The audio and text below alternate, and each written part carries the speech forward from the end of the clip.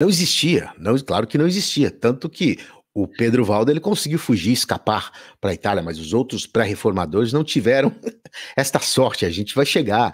E mais ainda, a gente sabe das guerras religiosas na França. Quando chega a Reforma Protestante, a gente vai falar sobre esse assunto também. Né? Em 1517, o Lutero tem esse marco, né? As 95 teses no Castelo de Wittenberg, ou na igreja. Eu estive lá quando eu morava em Barcelona. É um lugar lindo, lindo, lindo, mas na realidade sai da Alemanha e vem direto para a França, para outros países na Europa, mas é na França que entra com essa força tal que a guerra entre os católicos e protestantes era algo horroroso, e por isso que nós temos a Noite de São Bartolomeu, em 1572. A gente vai chegar lá. Eu quero falar sobre esse do e com a Margaret, ou a Margarida, de Valois. Na verdade, eu estou fazendo aqui a tradução do inglês, em português, provavelmente o nome dela é Margarida, né? Margaret, a gente fala em inglês, e uma é católica, ela é católica e ele é protestante, e eles tentam minimizar aquilo que já existia.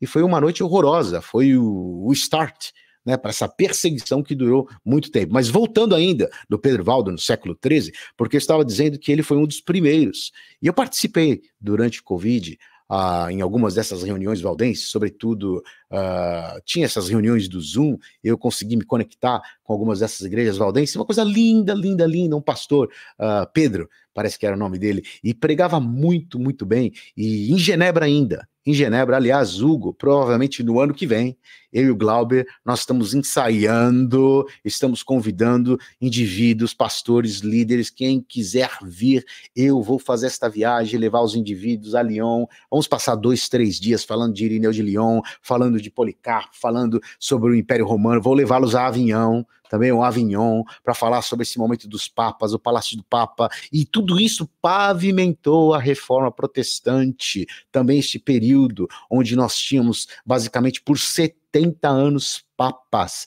em Avignon. E eu dizia que em Genebra, quero levar também as pessoas em Genebra, porque até hoje, no auditório de Calvino, nós temos 3 reuniões, a saber, uma em francês, devido aos reformadores franceses, Calvino, Teodoro de Beza e Guilherme Farel, e uma em inglês, porque o John Knox também chegou em Genebra, e sobretudo uma em italiano, devido a Pedro Valdo, porque eles foram recebidos, os valdenses, no século XVII pelos reformadores, e tudo começou aqui em Lyon, com esse pré-reformador.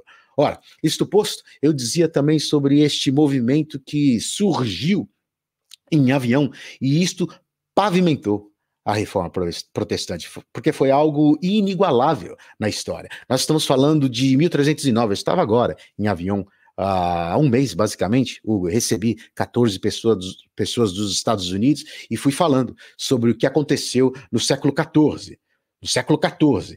Pois bem, em 1309, o Papa Clemente V, ele era um francês, e ele decide sair de Roma e ele vai para Avignon. E a partir daí, na história da igreja, a gente chama esse período de quase 70 anos, porque é a partir de 1309 até 1377. Ora, a gente faz essa analogia com este período que os judeus ficaram na Babilônia por basicamente 70 anos. Isso na história da igreja a gente chama do cativeiro babilônico da igreja, e foram no total 7 papas que residiram exatamente em Avignon.